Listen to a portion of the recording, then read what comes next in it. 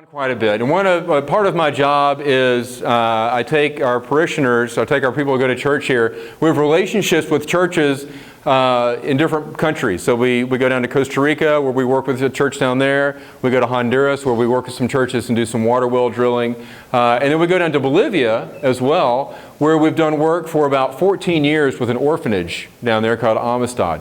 And for the last 3 years, I've had the pleasure to go down there and to really get to know these kids. And I'll tell you, they're awesome kids. There's about 80 kids that live at this orphanage in a town called Cochabamba. Everyone say that. Cochabamba. It's fun to say, right? So Cochabamba is a city in sort of the middle of the country, and it sits in the middle of the Andes Mountains. So it's a big valley where the city sits, and it's an old city, very, very pretty. But there are a lot of issues with kids who have been abandoned, kids who have been abused, kids who have been neglected. There's also issues with kids who have just gotten lost, and they end up in these orphanages. And so the one that we go down and work with is a church-run Christian orphanage called Amistad. And it's an incredible place because the kids grow up in cottages as families. So the church, St. Martin, sponsors one of those cottages. It's called San Martin is the name of the cottage. And right now we have 8 kids that live in that cottage, and there are 2 sibling groups. There are 5 brothers and sisters, and then there are a group of 3 brothers and sisters, and they're raised as one family.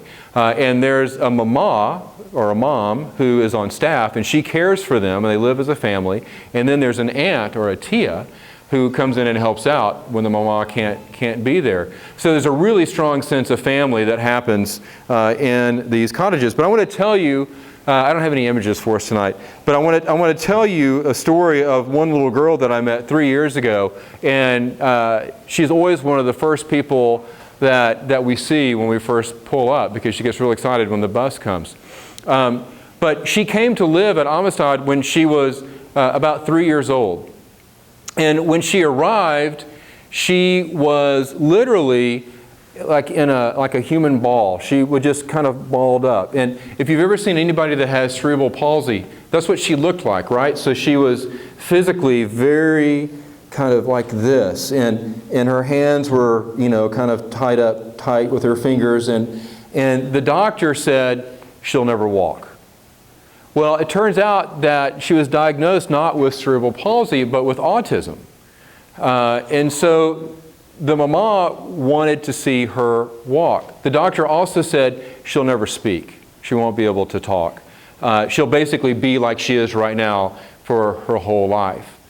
Well, the mama did not accept that at all. And so she was determined to help this little girl become who she was supposed to become. So she worked with her tirelessly. She would stretch out her limbs. She would help kind of limber things up.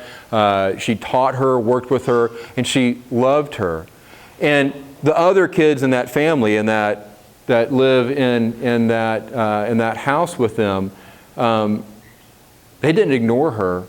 They followed the lead of the mama, and they jumped in, and they made everything in that house accessible for her. They made everything work for her. They made everything in that house all about her.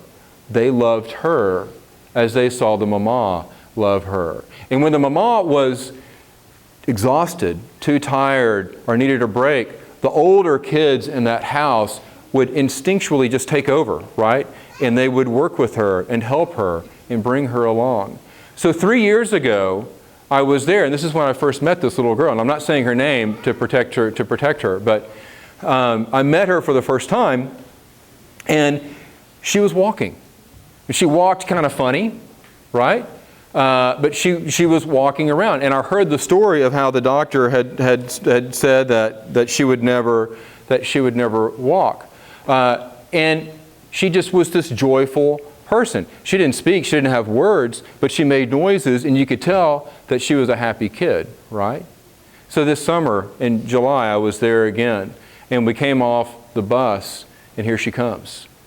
She's not walking funny, she's running, like full sprint running, like legs whoosh, flying out, running. And she came up, and she gave all of us, including myself, a big hug, and she said, "Hola."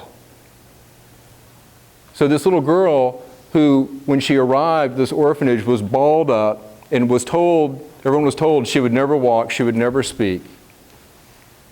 She was loved into who God created her to be. She was loved into a fullness of life. And here's the good news. She's not finished. She's not finished. She'll continue to grow. She'll continue to run. She'll continue to dance. She'll continue to speak because God, through this place, through this mama, and through these brothers and sisters that have been placed around her, God has loved her into a fullness of life. And what I take from that, and what I want to remind all of us tonight, we also are not finished. We also are being loved into fullness. We also are being loved into who God is still creating us to become. So let yourself be loved. Love others so that they may become their full person. And know that, again, that God loves you and you're not finished. And you will, like her, continue to become. Amen, amen.